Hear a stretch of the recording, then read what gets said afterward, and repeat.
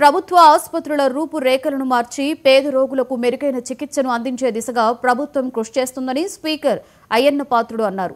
నర్సీపట్నం ప్రభుత్వ ఆసుపత్రికి CSR funds ద్వారా ఎన్టీపీసీ అందించిన అత్యాధునిక అంబులెన్స్లను ఆయన ప్రారంభించారు. ప్రభుత్వ ఆసుపత్రుల్లో పరిశుభ్రతతో పాటుగా సిబ్బంది పనితీరు కూడా మెరుగుపరుచుకోవాల్సిన అవసరం ఉందని స్పష్టం చేశారు. ఆసుపత్రిలో సెక్యూరిటీ సిబ్బంది ఉన్న విధులను సమర్థవంతంగా నిర్వర్తించకపోవడం మీద విమర్శలు వస్తున్నాయని, ఈ విషయంలో మార్పు తీసుకురావాల్సిన అవసరం ఉందని అన్నారు.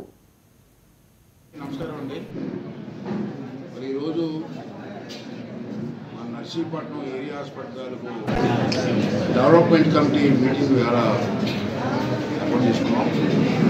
ఇది తరచూ మనం 2-3 నెలలకోసారి చేస్తుంటాం.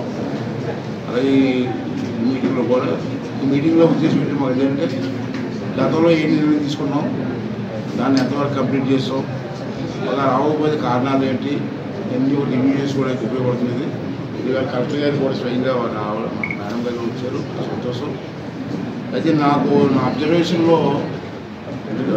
గవర్నమెంట్ ఆల్టర్నేటివ్ రిపోర్టే కాదు, నేను కూడా పర్సనల్గా ఇక్కడ ఉన్న పరిస్థితిని రిపోర్ట్ తెప్పించుకుంటూ ఉంటాను. ఎవరికి తెలియదు, అది మన కుర్రాళ్ళు పంపించుకొని పేషెంట్ రెడీ చేసుకున్నాము. నాకు తెలిసి గతం కంటే ఒక 80% వరకు సాటిస్ఫాక్షన్గా ఉంది నాకు. ఇంకా 20% ఇంకా సాటిస్ఫైడ్, ఇప్పుడు మాట్లాడాను 20% సాటిస్ఫైడ్ ఇంకా